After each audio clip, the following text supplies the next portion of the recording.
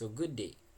Today, in this discussion prepared by our group, is to explore the intellectual landscape of Immanuel Kant, a prominent philosopher who has greatly impacted the development of Western thinking throughout the history.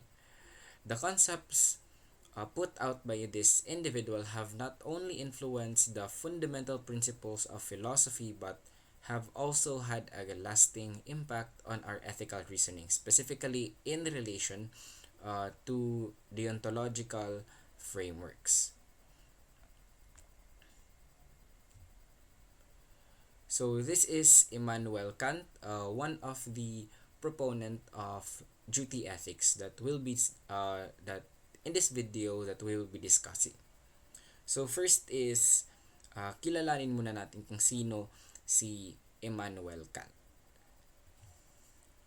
So Immanuel Kant was born in 1724 in Königsberg, Prussia, or now known as Kaliningrad, Russia, emerged as a proponent figure during the Enlightenment period.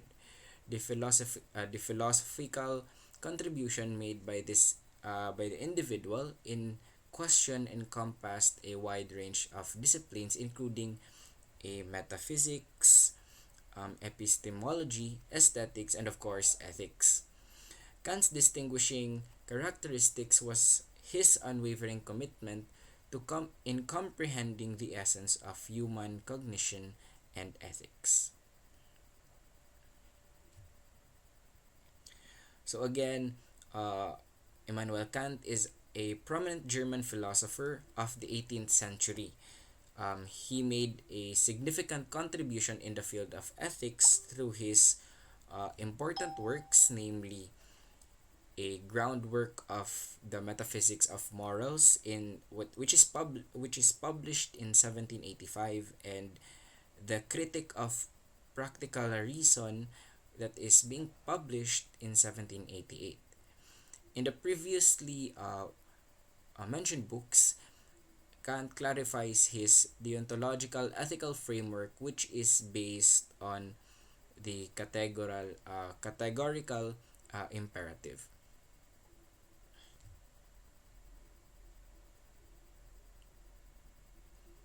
So this is the deontological ethics. Kant's ethical framework, often referred to as deontological ethics, it is a center of on the concept of duty and the moral law.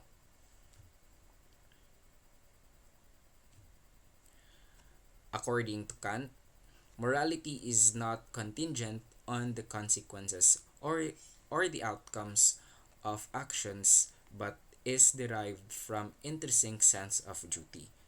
So the previous statement concisely encapsulates of the important principle of Immanuel Kant's ethical theory, namely his treatment of moral principles within the context of deontological ethics. Immanuel Immanuel Kant argued that the determination of morality is not dependent upon the consequences or effects of our activities. Alternate Other than he proposed the notion that the ethical value of an action comes from a natural feeling of obligation. Put simply, the moral evaluation of an action is not exclusively dependent upon its outcomes, but rather it depends on the underlying intention and the extent to which it aligns with the ethical ideals. So one of the significant contributions made by Immanuel Kant to the field of deontological ethics is the concept of categorical imperative. This principle asserts that individuals should act in accordance with the principles that can be consistently desired as a uh, universal law.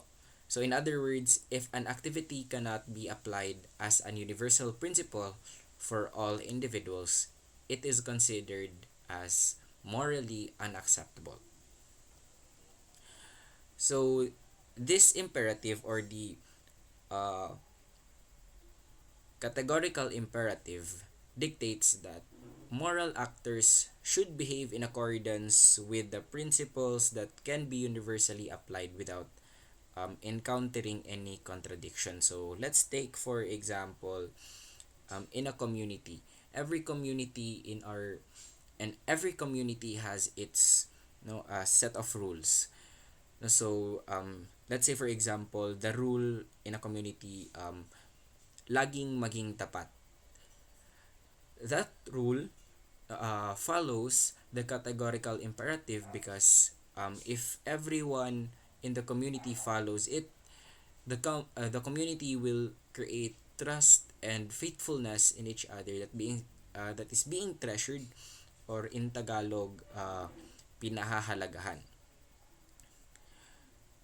So the categorical imperative is a rule of ethics that says we should only do things that everyone could do all the time without causing problems. It means following principles that make sense for everyone and wouldn't lead to any issues if everyone follows it. The concept put out by the individual in question were a challenge to both consequentialist and virtue ethics, since they presented methodical framework for making moral decisions that went beyond personal preferences and the consequences of actions. The enduring impact of Kant on ethical theory remains evident as it continues to shape ongoing debates over the essence of moral duties and the logical underpinnings of morality.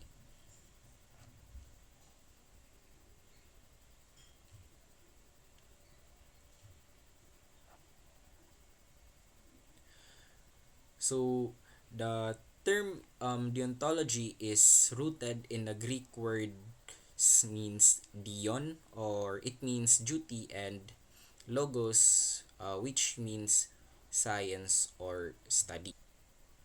Essentially, deontology is the science of study of duty.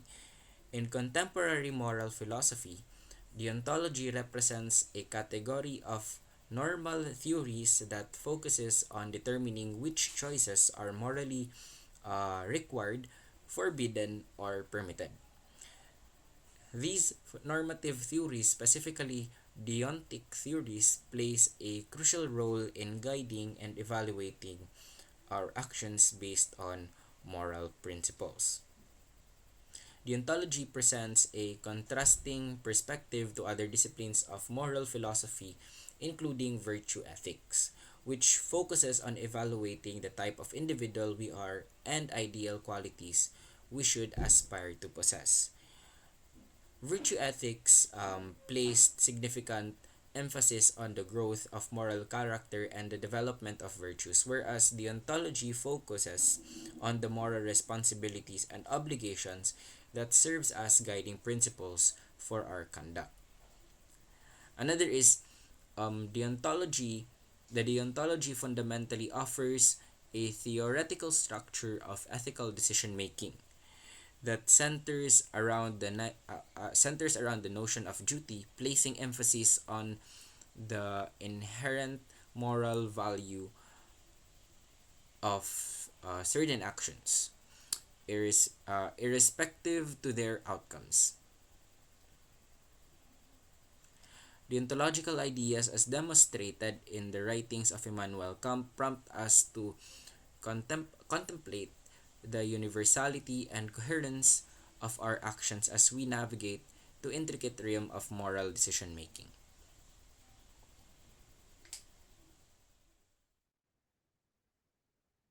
Today, I'll be discussing a fascinating aspect of deontological ethics, specifically focusing on agent centered to contractualist deontological theory. These theories delve into the moral obligations and permissions of individual agents, shedding light on the complexities of personal responsibilities and ethical decision making. So, first,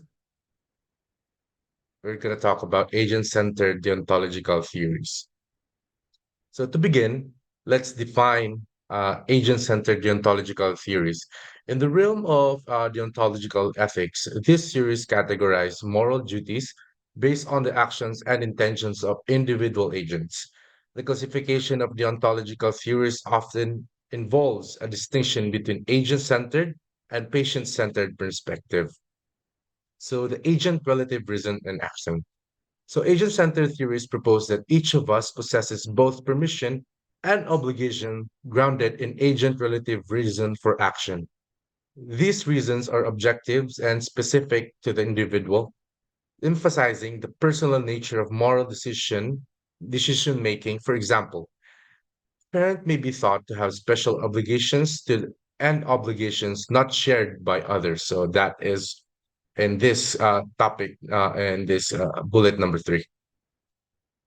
So next is the role of intention in agency.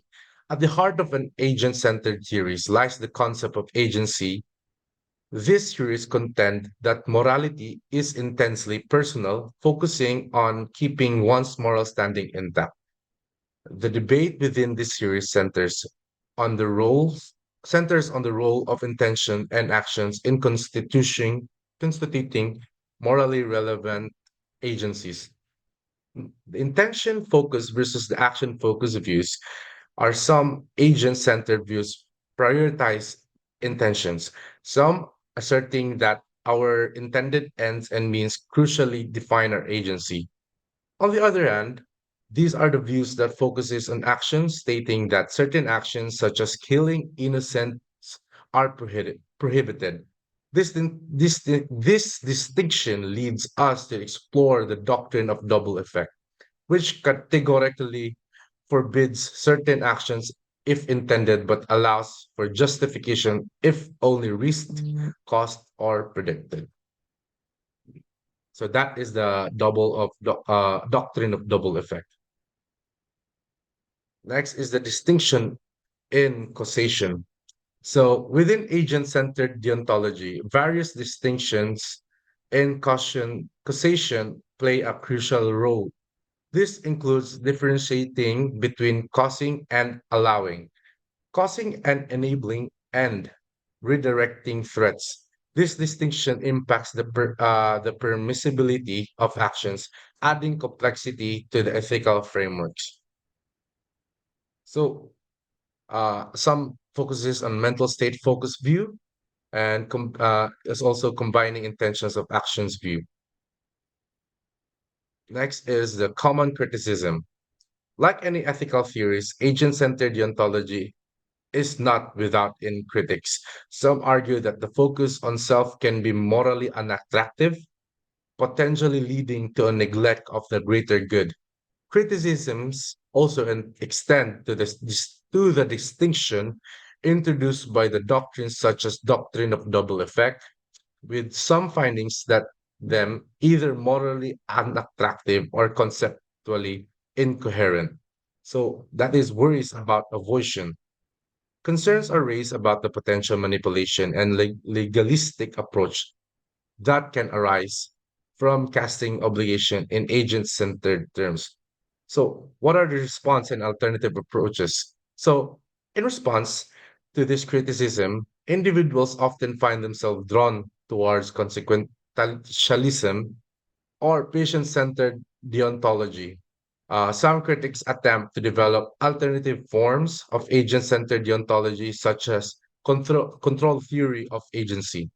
However, these alternatives faces challenges related to the breadth and intuitiveness of ethical obligation. So I'm going to give you an example of this topic. So, example, visualize a classic ethical dilemma known as the trolley problem. In this scenario, a runaway trolley is headed towards five workers on the tracks. So you, as a bystander, have the option to pull the lever and divert the trolley onto a different track, saving the five workers but leading to the death of one innocent bystander. In agent-centered deontological theories, the focus is on the intentions and actions of the person making the decision. If you intentionally pull the lever to save five lives, your actions might be deemed morally permissible. However, if your intentions is to harm the one innocent bystander, even with the consequential benefit of saving five lives, the action could be considered morally impermissible. So, in conclusion, uh, agent-centered deontological theories offered valuable insights into the personal dimensions of moral decision making. As we navigate the complexities of intention, actions, and personal relationships, it is essential to consider the broader implications and criticisms associated with the ethical framework. Next is the patient-centered deontological theories. To begin, let's clarify the classification of patient-centered deontological theories. Unlike their duty-based, agent-centered counterparts, these theories focus on rights rather than duties.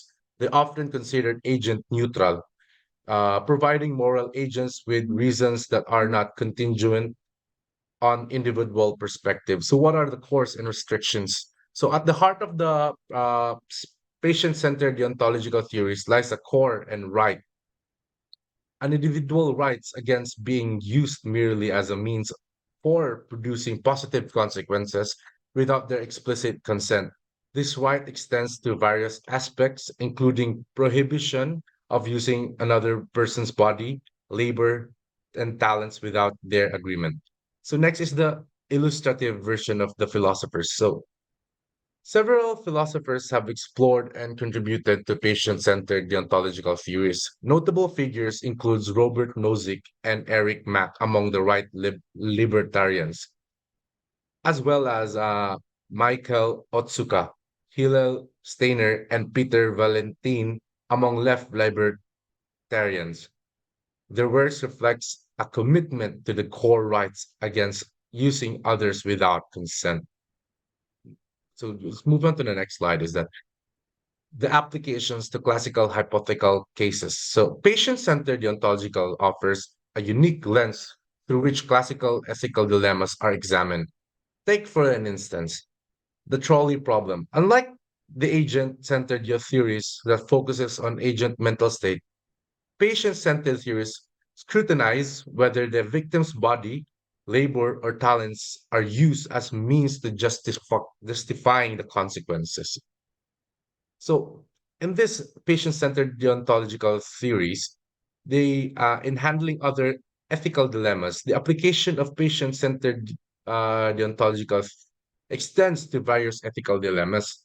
So, presenting distinction in scenarios like acceleration cases, while agent-centered deontological it might permit certain actions like patient-centered deontologists emphasize the prohibition of using of another as a central criterion. Uh, Next is the integration and with consequentialism. However, patient-centered deontologists recognize that the core right against using others may not be account for all moral wrongs. As a result, there's a need to integrate consequentialist derived moral norms to provide a comprehensive account of morality. Next is the agent relative reason giving. So these deontologies are often conceptualized in agent neutral reason giving terms. Yet they face a philosophical paradox where violating one person's right is justifiable to protect rights of the others. This challenge has prompted a reconsideration of agent relative natures of the theories. So what is the resolution of the paradox? While grappling with the paradox, proponent of the patient-centered deontologies may find merit in abandoning agent-neutral pretenses. Instead, conceiving rights as giving agent relative reasons could offer a more nuanced understanding, even though challenges persist in reconciling conflicting moral obligations. So, what are the challenges of accounting for numbers? So, lastly, A significant challenge for patient centered deontologists is how to account for the significance of numbers without adopting the consequentialism or reviving the paradox of deontology. This ongoing dilemma prompts a critical examination of how numerical consideration aligns with deontological constraints. So, to further understand patient centered deontological theories, we're going to give another example of it. So, consider a medical scenario where a patient is in an urgent need of life saving organ transplant. In a patient centered deontological framework, the focus is on respecting the rights of individual. The patient has the right to decide what happens to their body. Therefore, harvesting organs from an unwilling or uninformed donor, even if it could save multiple lives, would be considered morally impermissible. So the core right against being used without consent takes precedence, highlighting the patient-centered nature of this deontological approach. So in conclusion, the patient centered deontological theories presents a compelling approach to moral philosophy, emphasizing individual rights and prohibition of using others without consent. So, as we navigate the complexities of ethical dilemmas and strive for coherent moral frameworks, the integration of consequentialist considered and consideration and agent relative nature of reason giving remain key areas of exploration within this intriguing branch of the ontology. So, next part we're going to talk about is the contractualist deontological theories. So, at the core of the contractualist deontological theories lies the notion of morally wrongs acts, which are delineated by principles that individuals in the hypothetical social contract would willingly accept.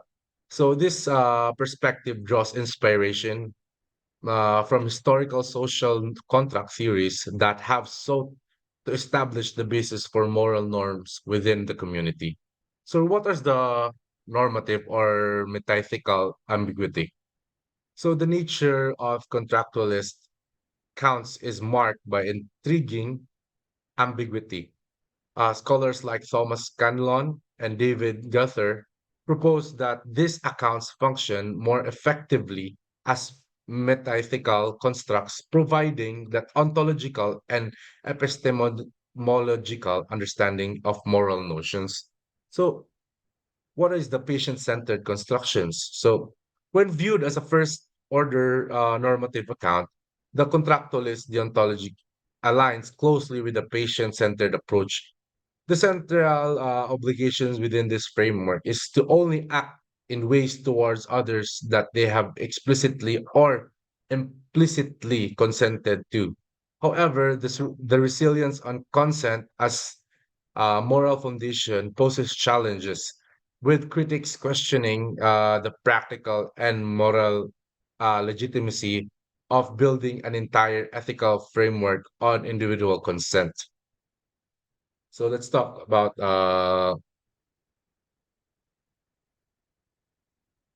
mm, the uh, methical variation. So notable scholars such as Thomas Callion propose that metaphysical versions of contractualism, Scanlon's contractualism, for instance, centers on norms justifiable to each other. So importantly, the metaphysical nature of contractualism does not inherently lead to specific deontological ethics. So what are the challenges of consent on as a moral foundations? So it is crucial to recognize uh, that the application of the metaphysical contractualism does not consistently lead to deontological ethics. John Harsanyi, first, for instance, argues that the parties engaged in a social contract might prefer utilitarian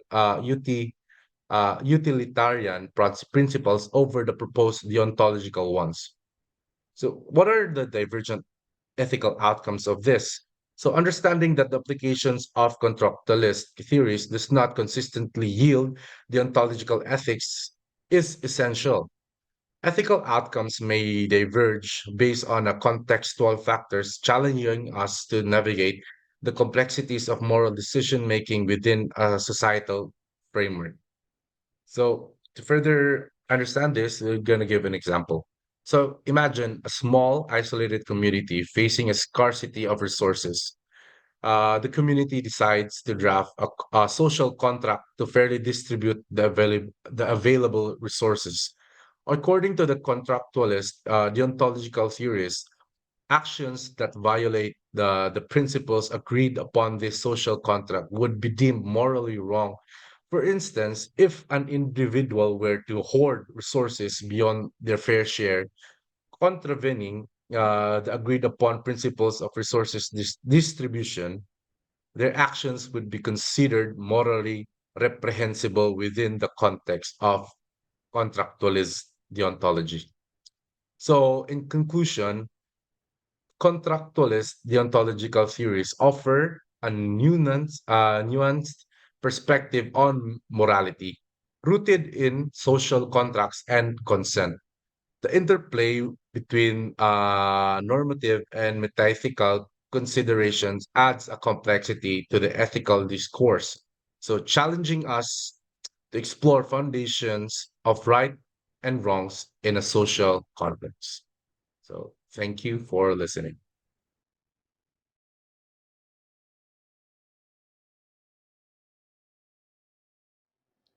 Deontological ethics is a branch of moral philosophy that emphasizes duty, obligation, and moral rules as the basis for determining right and wrong actions. The ontologist believes that certain actions are inherently right or wrong, regardless of their consequences. Immanuel Kant, an 18th century German philosopher, is considered to be a cornerstone of deontological thought. His moral philosophy is based on the concept of categorical imperative, which states that we should act only in ways that we could will to be universal laws. Agent-centered deontology focuses on the motives and intentions behind an action rather than its consequences. Agent-centered deontologists believes that a person's moral worth is determined by the purity of their intentions. For example, a good doctor who treats a patient with compassion and respect, even though the patient is unlikely to recover. Kant's goodwill. Kant argued that the only thing that is unqualifiedly good is a good will. A good will is a will that is motivated by a sense of duty and a desire to do the right thing, regardless of the personal benefits or consequences.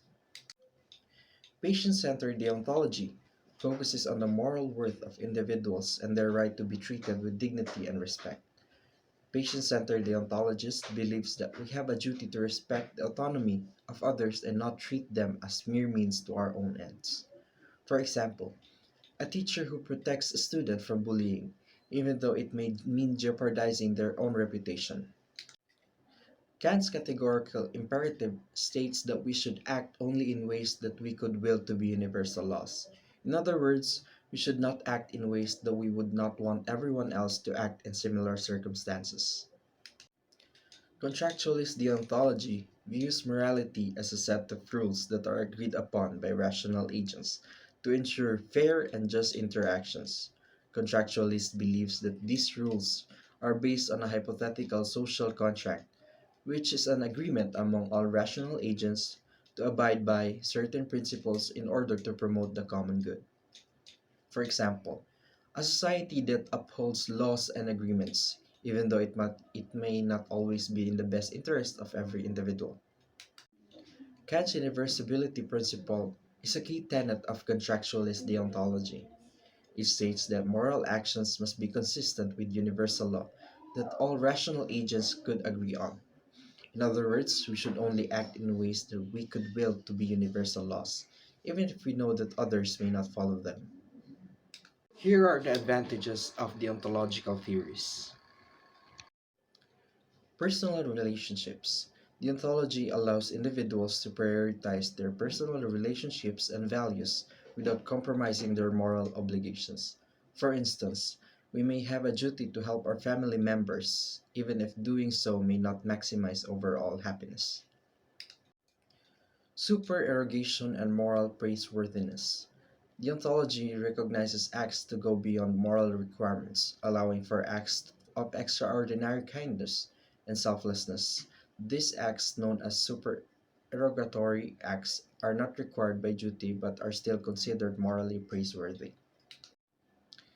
Supererogation and moral praiseworthiness. Deontology recognizes acts to go beyond moral requirements, allowing for acts of extraordinary kindness and selflessness. These acts, known as supererogatory acts, are not required by duty, but are still considered morally praiseworthy. Accounting for strong moral intuitions. Deontology aligns with widely held moral intuitions, such as prohibition of lying and cheating.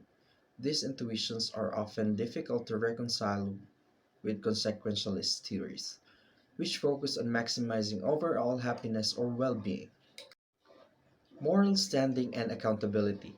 Deontology assigns moral standing to individuals who have been wronged, providing a basis of justice and accountability. We have a duty to respect the rights of others and hold them accountable for their actions, even if doing so may not maximize overall happiness. Deontological ethics provides us a robust framework for moral reasoning that emphasizes duty, respect for persons, and universal principles. Kant's contributions to deontology have shaped our understanding of moral obligations and the importance of ethical decision making. Also, deontology offers a valuable perspective on morality, providing a framework for navigating complex ethical dilemmas and upholding principles of fairness, justice, and respect. As we face increasingly complex moral challenges in a rapidly changing world, deontological theories continue to provide valuable insights and guidance for ethical decision making. The weaknesses of deontological theories. Understanding these weaknesses is crucial for a broader perspective on ethical frameworks. So let's begin our exploration of weaknesses of deontological theories. Foundation of weaknesses. Deontological theories have their own weak spots. The most glaring one is the seeming irrationality. Seeming irrationality of our having duties or permission to make the world morally worse. Deontologists need their own non consequential model of rationality, one that is viable alternative to intuitively plausible. Until this is done, deontology will always be paradoxical. Next is there are several distinct hurdles or weaknesses that the deontologist must overcome. First is conflict between duties and rights. Next is problem of dire consequence.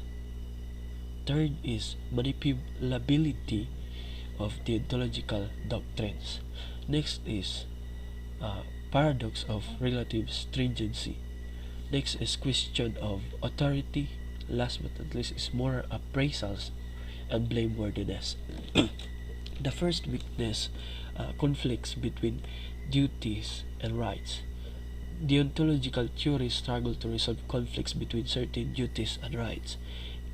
Immanuel Kant's claim that a conflict of duties is inconceivable lacks sufficient reasons for belief. This means that uh, the conflict between duties and rights is about deciding what to do when two moral duties or rights clash.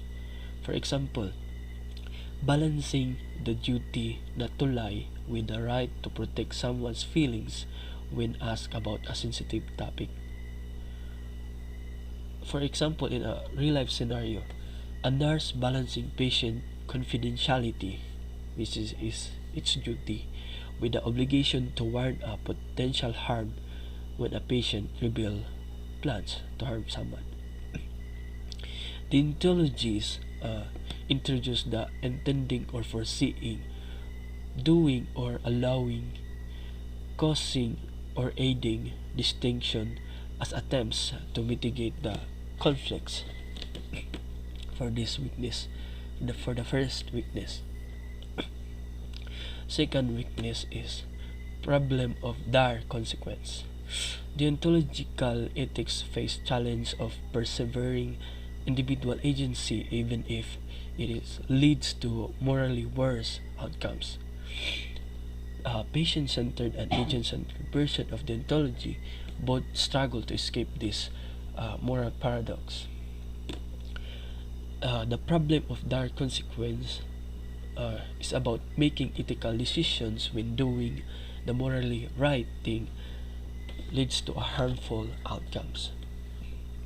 For example, choosing between following a moral duty not to harm others and preventing significant harm by taking a difficult action.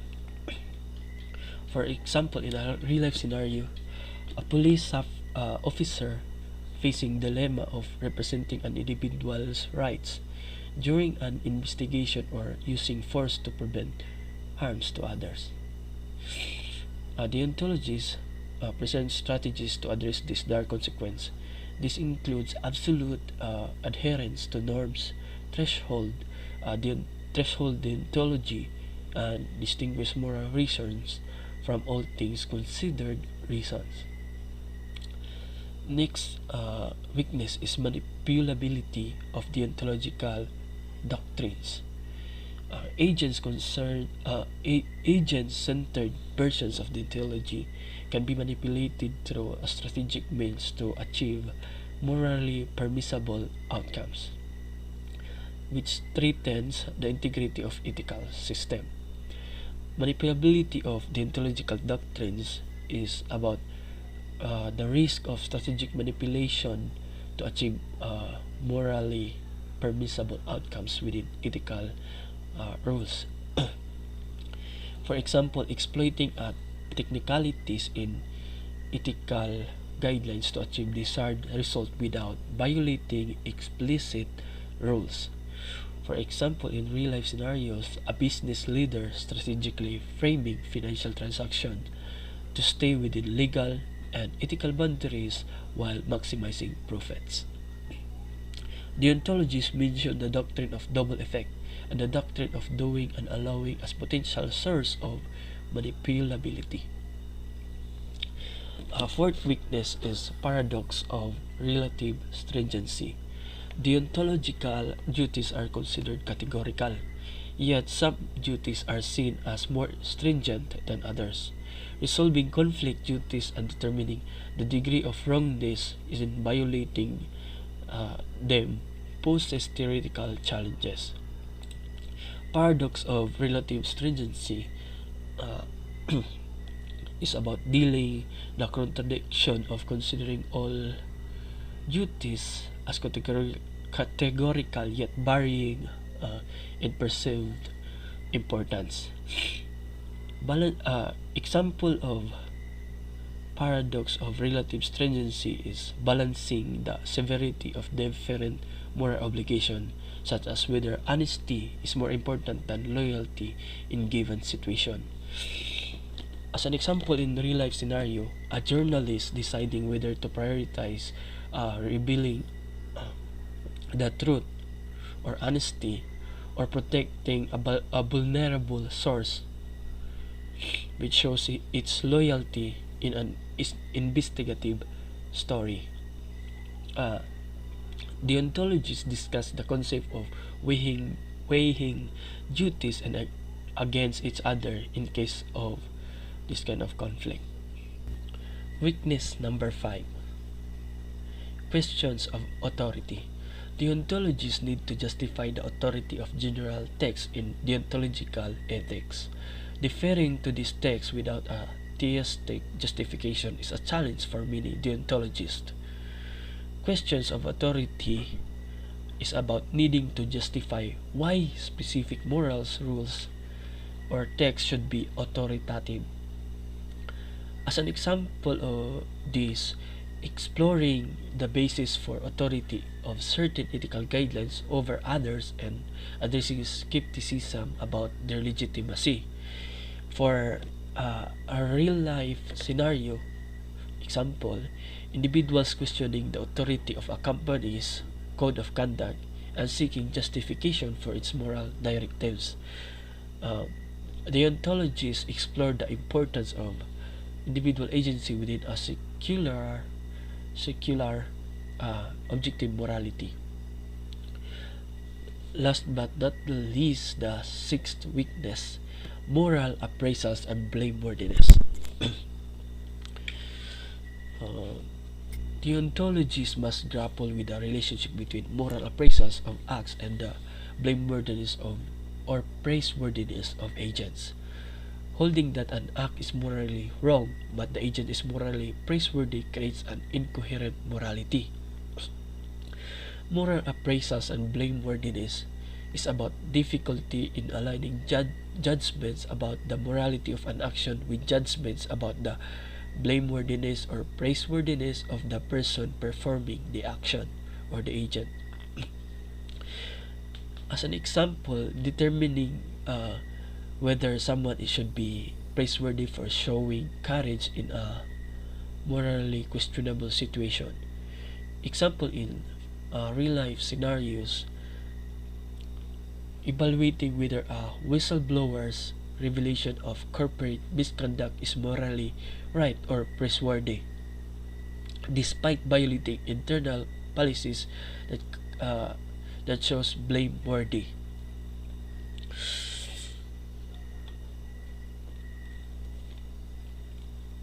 As a conclusion, despite these weaknesses, the ontological theories continue to be a significant area of study in ethics. Scholars and philosophers strive to address these challenges, develop alternative models of rationality, and refine deontological theories to provide a coherent and action-guiding ethical framework.